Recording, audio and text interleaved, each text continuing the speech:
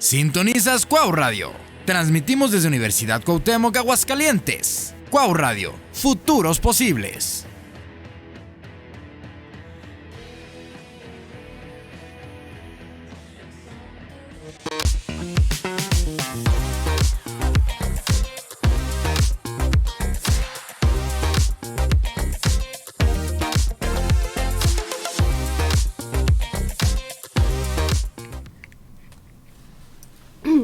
Hola, muy buenas tardes a todos, a toda la comunidad de la Universidad Cuauhtémoc.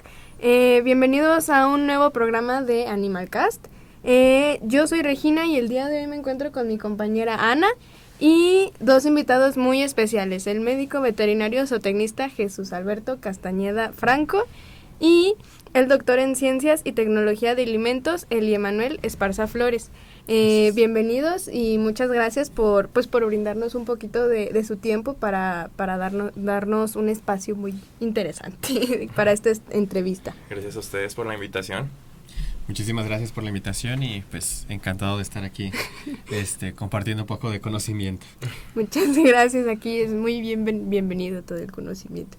Bueno, pues el tema del día de hoy es algo bastante popular y se trata de las dietas BARF. No sé si alguno ya lo haya escuchado hablar con respecto a esto, pero pues de todas formas aquí estamos para hablar aún más de eso.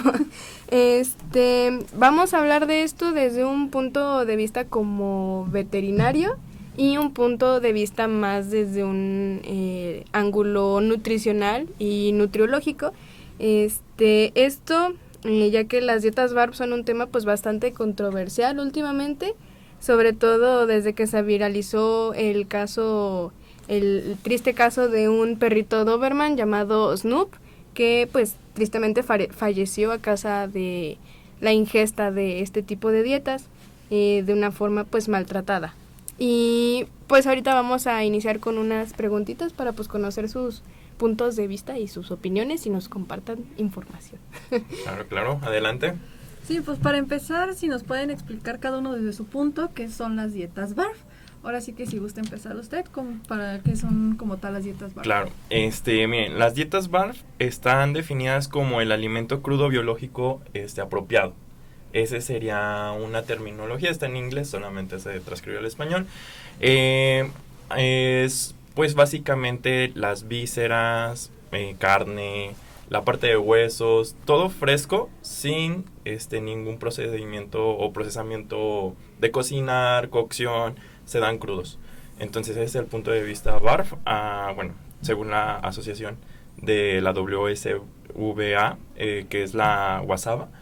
Y pues bueno, esto nos da una pauta importante pues de saber que desde ahí algo ya no está bien, porque estamos regresando a algo que se hacía antes y no es adecuado.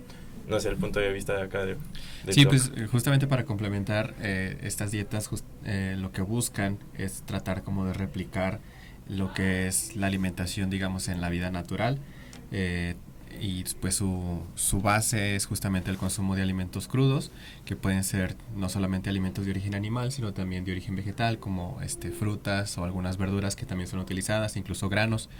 Estas dietas pues fueron muy popularizadas o empezaron como a crecer en los años 90 en Australia, pero pues hoy vemos que son bastante populares en todo el mundo y en México no es la excepción, en donde se ha buscado esta alternativa justamente como para pues a lo mejor muchas veces sustituir, no solamente complementar, que puede utilizarse incluso como un complemento, pero en muchos casos se utiliza precisamente sustituyendo lo que son croquetas, piensos o otros tipos de productos húmedos o secos. Entonces, realmente las personas que sugieren o recomiendan o utilizan este tipo de dietas se están basando como en este tipo de mitos de que son mejor porque sustituye la carne que comen los carnívoros y todas esas cosas, o cuáles son como los mitos en los que se basan las personas hoy en día como para recomendar este tipo de dietas.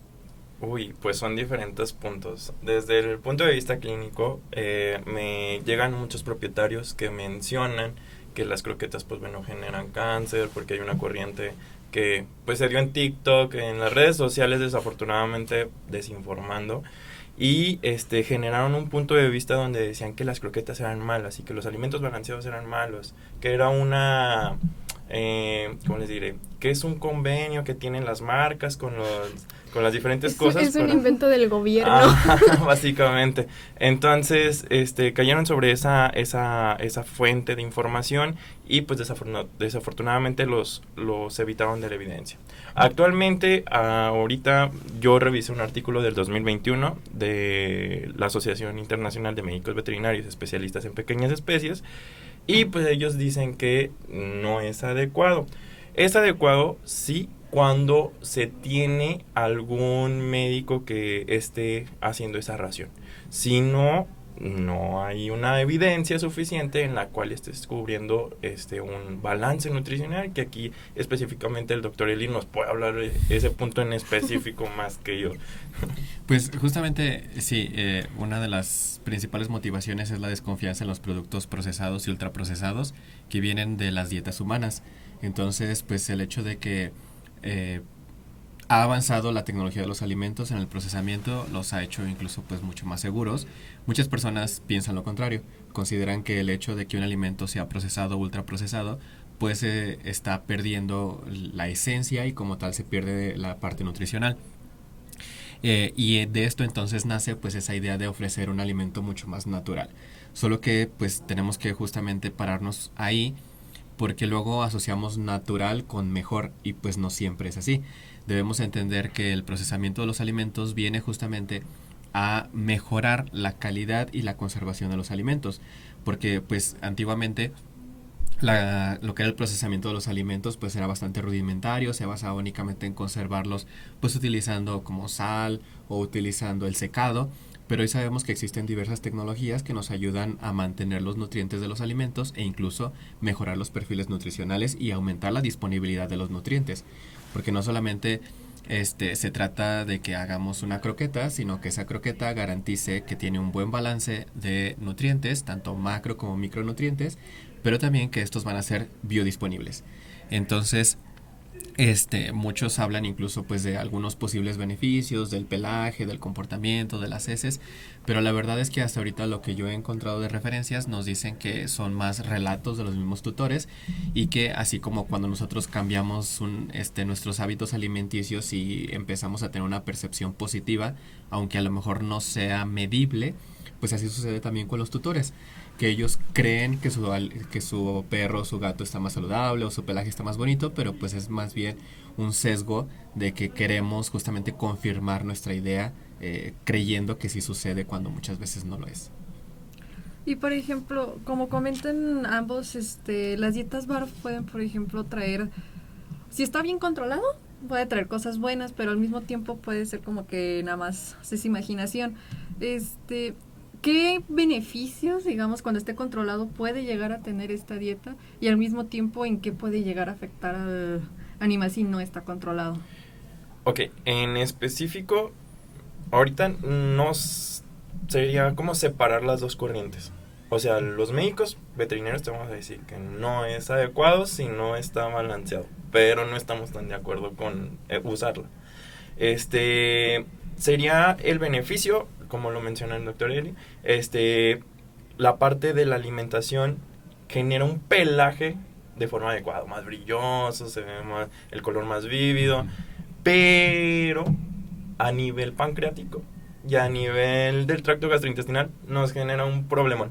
O sea, literalmente pancreatitis crónicas, pancreatitis agudas, vómitos continuos, gastroenteritis crónicas, un sinfín de cosas, pero no va ahí nada más, sino que va a un mundo de enfermedades zoonóticas que pueden hacer que nosotros como humanos también nos enfermemos. Por ejemplo, salmonella, E. coli, listeria monocitógenes, toxoplasma gondii, todos esos son agentes que nos pueden hacer daño a nosotros. Uh-huh. Y precisamente todo lo que mencionó el doctor Eli de conservación, de mitigar todo, va enfocado a eso. Va a evitar que nosotros tengamos riesgos zoonóticos. Y entonces, ya ahorita en esta cuestión, yo diría, no tantos beneficios, sino más bien hay que tener, o sea, mejormente dicho es cuidar, ser puntuales en cuidar esa ligera línea entre lo hago o no lo hago. Hoy en día no en México no hay alguien que regule estas dietas. Uh-huh. Ya hay muchos emprendedores. Entonces sí es importante tener mucho cuidado lo que le administramos a nuestros perritos, a nuestros perrijos, como yo les digo, o nuestros canijos, cuidar mucho, porque cualquier persona que sabe hacer una deshidratación de algún alimento va a querer hacer una deshidratación de una oreja. Y se la van a vender y la van a dar y va a generarle trastornos digestivos. Entonces creo que puntualmente creo que no debe de salir un poco más de información en cuestión a las dietas BARF. Todavía no hay algo que científicamente esté homologado para ellas, entonces sería esperarse para poder decir beneficios.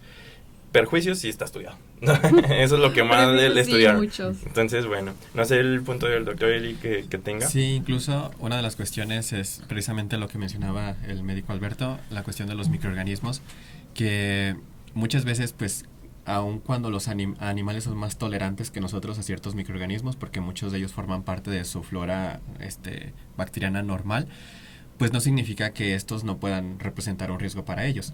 Porque el caso que mencionaba ahorita, por ejemplo, el médico Alberto de Salmonella, pues Salmonella es una de las bacterias que puede convivir sobre todo con gatos, con perros, no hay tanto problema, pero que está en altas cantidades, pues sí se vuelve un oportunista.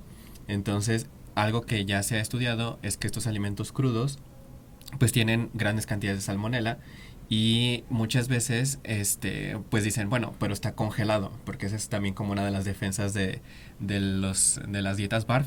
El problema es que con las dietas BARF y quienes emprenden en esta área, por lo mismo que mencionó ahorita el médico de que no están regulados, pues no siempre mantienen lo que es la cadena del frío, o sea que el alimento esté congelado siempre. Y entonces muchas veces en el transporte o incluso en la manipulación que se le da, pues el producto llega a descongelarse, aunque sea parcialmente, y esto favorece el desarrollo de microorganismos. Y al tener pues una carga bacteriana inicial, esta se multiplica y va a representar un riesgo mayor para el perro o el gato. Y otra de las cuestiones aquí en estos alimentos no solamente es esa, los microorganismos, sino que no están como tal muchas veces bien balanceadas en la cuestión sobre todo de los huesos.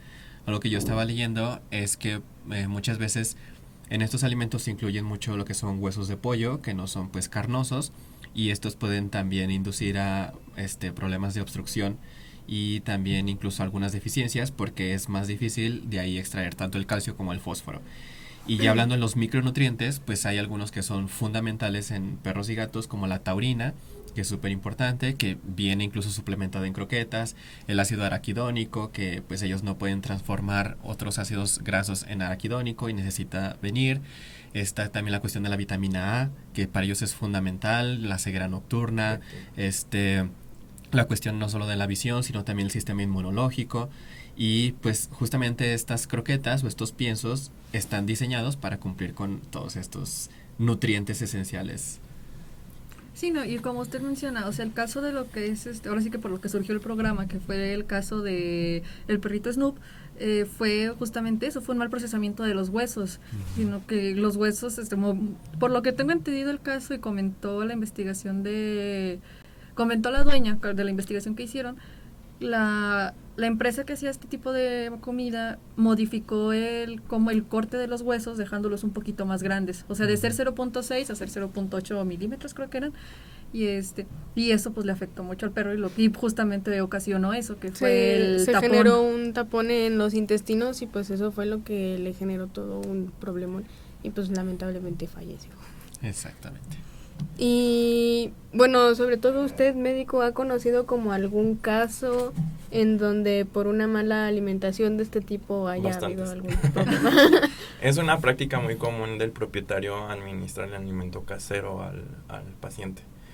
Creo que el punto siempre va a ser en hacer consciente, nosotros como médicos veterinarios y ustedes como próximos médicos veterinarios, tienen una población a la que tienen que hacer consciente.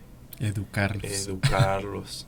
educarlos, trabajar todo eso desde Con la forma paciencia. respetuosa siempre, pero sí transmitirles la idea. O sea, porque ellos van a tener su punto de vista. Y ahorita todas las redes sociales saben más que cualquier profesional en su área. Entonces, sería muy, muy importante que, bueno, de aquí en adelante, ustedes como estudiantes y como los estudiantes que nos están viendo aquí en el podcast, hagan conciencia y traten de transmitir esta información, no desde el punto malo diciendo es malo, no, siempre y cuando respaldarse. No hay tantos estudios que digan que está bien. Entonces no podemos decir que está bien. Hasta que estén los estudios y que sea comprobable que sí es bueno, entonces decir que sí. Pero si nos está diciendo más de 2,000 médicos que está mal, pues seguir la ola de los médicos. ¿Sí? Y entonces la pregunta así objetiva, sí llegan muchísimos pacientes con desórdenes alimenticios, con obesidad, diabetes mellitus, pancreatitis aguda, pancreatitis crónica, enfermedades hepáticas, lipidosis hepática, bastante. O me han llegado perritos cachorros que les están dando este tipo de dietas y no cumplen con los requerimientos, con raquitismo, problemas articulares, etcétera. Entonces, sí es importante que empecemos a manejar una expectativa mejor para poder darle salud a nuestros perrijos. Sí, no, Claro. y como usted comenta, o sea, a mí me ha tocado ver mucho, más que nada en TikTok, cuando llegan cachorros nuevos o suben videos de recibiendo al nuevo cachorro de la familia y todos los comentarios, no le vayas a dar croquetas, dale comida casera, dale no sé qué. Y es como, Dale no. pollito. Ajá, dale pollito y nada más no le pongas sal. Y luego les contestas, No, es que ni eso eso. está mal y y se enojan y no, es que no sé qué. ¿Tú Y qué de hecho algo sabes? que ellos también no perciben en estas dietas BARF, que estaba leyendo y me pareció muy interesante, es que el riesgo también es para nosotros. O sea, Claro. para el mismo propietario también existe el riesgo, porque a veces la manipulación que hacen los propietarios al descongelar, lo hacen de manera incorrecta. O sea, que muchas personas ni siquiera saben descongelar alimentos, sabiendo que esto pues se debe hacer o en refrigerador o en el horno de microondas. Y muchas personas o lo hacen bajo el chorro del agua o en agua. Y sobre todo el chorro de agua es súper peligroso porque está salpicando a todos lados y entonces está contaminando todo. Y muchas veces lo hacen en la cocina, entonces esto va a contaminar también los utensilios que ellos utilizan para cocinar. Ellos también se pueden enfermar e incluso como no los manipulan correctamente, entonces el riesgo no solamente es para el animal, sino también para las personas. Y eso, pues, muchos propietarios no lo ven. Además, algo que también me pareció interesante, y ahorita lo comentaba el médico Alberto, es que también se debe de tener en cuenta que muchas veces, pues, si el animal ya tiene alguna enfermedad o ya es inmunocomprometido, pues ahí el riesgo es multiplicado por 1000, ¿no? Porque si a lo mejor un animal sano el riesgo existe, pues en ellos es mucho más complicado. Y además, pues sabemos que muchas veces al manipular estos alimentos, como los consideran ellos mismos los propietarios pues seguros, pues a veces los manipulan incluso con utensilios con los que ellos también comen o con los que ellos, no sé, la tabla de picar o el mismo cuchillo, y pues obviamente ese es un riesgo enorme de contaminación cruzada. Simplemente, bueno, colocando un ejemplo, una persona que se le prende el foco y dice la dieta BARF va para arriba, tengo que entrar al negocio, pues va a buscar fuentes de donde obtener la materia prima, ¿no? Y la materia prima, pues sabemos que es la carne y las vísceras. Luego hay problemas de regulación en los rastros y pues pueden llegar y llevarse la que iban a decomisar y órale. Entonces, imagínense, tendrían que pasar por algo que se llama TIF, que es una inspección federal, para poder decir que está súper bien esa carne y que no tiene peligro para el consumo. Pero si en ocasiones no se hace para con nosotros, imagínense para con lo que le vamos a dar a los perritos. Puede ser muy polémico esto, pero sí es puntual. Incluso también cuando hacen estas mezclas, que no solamente es la carne, vísceras, huesos, sino también que les mezclan algunos vegetales, y los vegetales también no son bien desinfectados, y aun cuando son bien desinfectados, pero si la carne está contaminada, pues ahí hay mayor oportunidad para los microorganismos porque tienen mucho más, digamos, alimento para ellas, y ahí entonces se potencializan los riesgos. Y algo que yo veía en estas dietas es que justamente pues ellos, en esa intención como de enriquecerlas o de hacerlas más nutritivas, les agregan vegetales, incluso granos. Huevo Pues crudo. o huevo crudo, exacto. Y que como tienen diferentes cantidades de agua, eso también provoca un mayor riesgo de contaminación. Por ejemplo, los granos, pues los granos justamente son secos para su mejor conservación. O los vegetales, pues muchos de ellos tienen bastante agua, como el brócoli o la zanahoria, que también son utilizados. Y pues esto es también un súper atractivo para bacterias. Y parásitos. Fasciola. Sí, y pues sí, como bien comenta usted, médico, o sea, no hay nada que nos garantice que quienes están vendiendo, no sé, pechuga de codorniz, no sé qué, a lo mejor en realidad es pechuga de una paloma que se encontraron por ahí.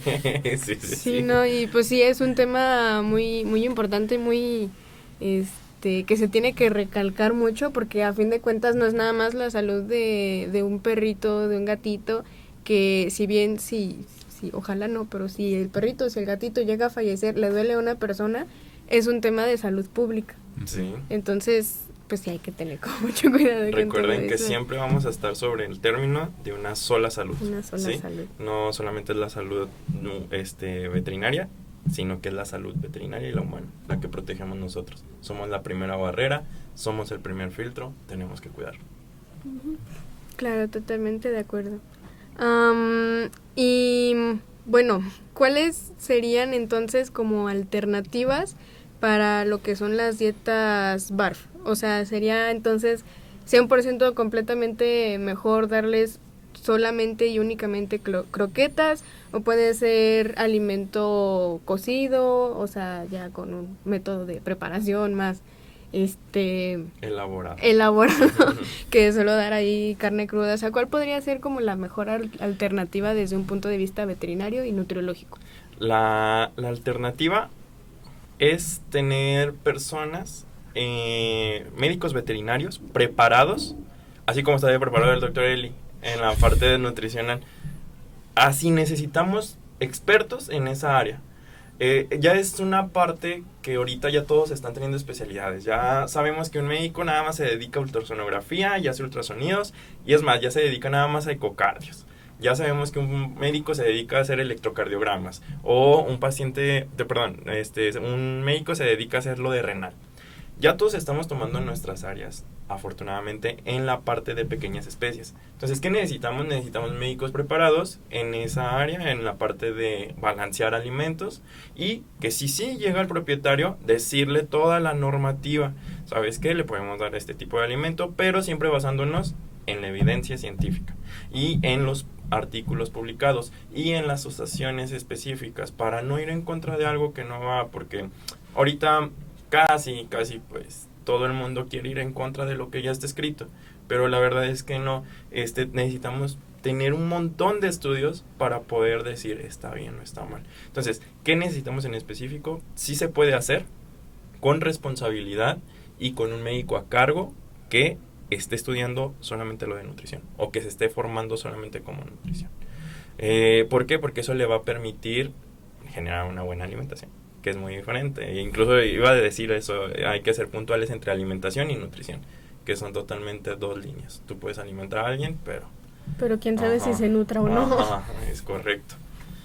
Sí, yo creo que, pues, como decía el médico, si ya van a, pues, intentarlo, van a optar por integrar este tipo de alimentación, es importante que tomen en cuenta los riesgos, o sea, que un médico veterinario les explique justamente los riesgos que existen, y pues ahora sí que tener la mayor cantidad de cuidados, como pues no descongelar y congelar los alimentos, manipularlos pues en áreas que estén ya desinfectadas, e igual después de manipularlos lavarse las manos, desinfectar los utensilios, utilizar utensilios solo para eso, que darle también el alimento que el animal se va a comer, porque también si se queda mucho tiempo por estar crudo en el plato, pues va a favorecer la proliferación de microorganismos. Entender pues justamente que es una alimentación riesgosa y que debe de haber un responsable o mejor dicho, un experto que los ayude justamente a guiarse. Y también una de las cuestiones que se maneja mucho pues es siempre cuidar la temperatura a la cual se manejan esos alimentos y se almacenan, porque arriba de 4 o 5 grados centígrados, que es afuera de refrigeración, ya estos microorganismos van a empezar a crecer rápidamente. Entonces mantenerlos siempre en congelación, e incluso no se pueden mantener en congelación por mucho tiempo, porque la mayoría, como tienen carnes rojas, las carnes rojas tienden a oxidarse durante la congelación. Entonces las carnes rojas tienen una vida de anaquel en congelación de 3 a 4 meses más o menos. Pero si es, por ejemplo, carne muy picada o como carne molida, se reduce incluso a 1 o 2 meses, porque entonces estas empiezan a oxidar, se empieza a formar cristales muy grandes de hielo, rompen mucho las fibras, y entonces esto puede inducir incluso a la pérdida de algunos nutrientes que son importantes.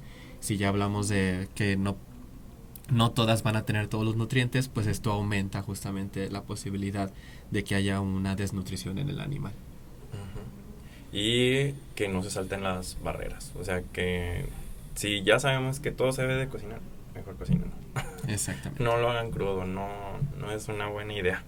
Creo que eso es fundamental. Entonces para todos y no comprar con el proveedor de la esquina.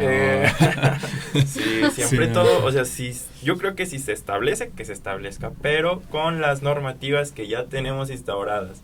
Por algo se pasteuriza la leche. Sí. Por algo se calientan los alimentos, por algo se ahuma la carne. O sea, todo eso ya lo tenemos estipulado, entonces no hay que saltarlo. Es algo y un que tip muy rápido es que si les venden este tipo de alimentos y tiene mucho hielo, es probable que ya ha sido descongelado, entonces hay mucho riesgo. Debe tener casi nada de hielo, casi nada de escarcha, porque si no quiere decir que ya en algún momento se perdió la cadena de frío y por lo tanto el riesgo microbiológico es muy alto. Wow. No, pues sí, muy importante tomar todo eso en cuenta. Y muchas cosas que casi nadie tiene en cuenta y lo toma como que es lo mejor del mundo, cuando pues en realidad es lo peor. Es la peor decisión que pueden tomar. Acuérdense de la medicina basada en evidencias y con eso, medicina basada en evidencias. Si no hay evidencia de que funciona, no lo recomendamos, ¿ok? Y por el momento esto no tiene mucha evidencia, no está recomendado. Denle sí, pero ya con bases de cocción o alguna cuestión así ya. Y premios poquitos. Pero siempre sí. Una dieta balanceada, porque si no, hasta con nosotros.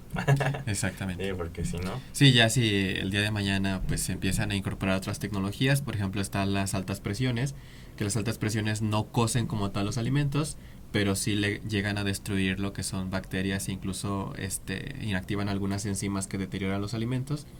Pero pues aún las altas presiones son bastante caras y pues sobre todo en lo que es alimentación de animales pues no es como una alternativa muy viable. Y aparte también que mencionar la deshidratación y la liofilización no eliminan al 100% todas las bacterias. Hay bacterias que todavía resisten ese tipo de tratamientos, entonces sí sería importante tener precaución. Exacto. ¿Sale? Claro, pues wow. Información que nosotros ni siquiera sabíamos. Ni siquiera nosotros sabíamos. Qué bueno. Pero ya saben. Pero ya sabemos y ahora vamos a divulgar la información.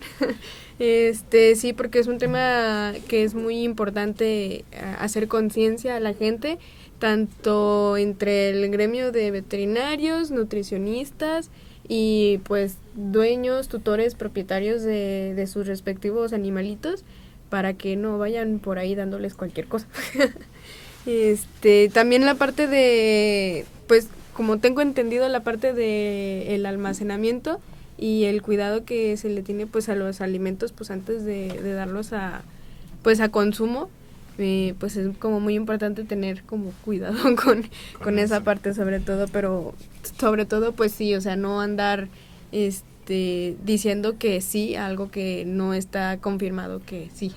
E incluso estaría bien que lo sigan en podcast lo puedan buscar este tipo de artículos, igual si no se alcanza a ver en la pantalla, les dejamos el link abajo, ¿no? Este es de la Organización Mundial de Médicos Veterinarios Especialistas en Pequeñas Especies. Les va a ayudar un poquito a que se orienten. Es algo para los propietarios. Específicamente es muy, muy tangible. O sea, es como viene precisamente los mitos, que son los alimentos a base de carne cruda, por qué no se deben de usar, se pueden usar, no se pueden usar, las dietas que generan. Resumido en una sola hojita. ¿Para qué? Para que vean, esto está avalado por la Organización Mundial. Entonces imagínense, son miles de médicos que están ahí al pendiente de ello. ¿Va? Va, entonces ahí dejamos nosotros el link Ajá. para que pues más personas puedan informarse al respecto y tener más conciencia respecto a lo que le estamos dando de comer a nuestras mascotas. Es correcto. Pues no sé si quisieras agregar algo. No, pues yo estoy muy contenta con la información, la verdad. Sí. Y siento que se tocaron todos los temas bastante bien. Y entonces pues no nos queda más que agradecerles su tiempo, su investigación, que ahora sí que nos brindaron ese tiempo Sí. también. Y pues Ustedes. que nos llenaron de conocimiento, y no solo a nosotros, sino que a todos nuestros oyentes. Entonces, pues muchísimas gracias. gracias. Gracias a ustedes, Gracias a chicas. Y pues esperamos algún día volverlos a tener en el programa. Sí, Claro, Será un cuando gusto. gusten, invitadísimos. Invitadísimos. Gracias. Qué bueno Y- que se tomen el tiempo para difundir este tipo de buena información. Sí. Lo están haciendo bien. Muchas gracias. Y pues bueno, ya terminando de cerrar el programa del día de hoy, les agradecemos mucho por observar el capítulo de hoy. Esperamos que hayan aprendido mucho y que también compartan esta información con las personas que ustedes conozcan para que así más personas puedan estar conscientes de cómo funciona esto de las dietas BARF. Y todavía no las anden por ahí aprobando porque todavía no está aprobado por la ciencia.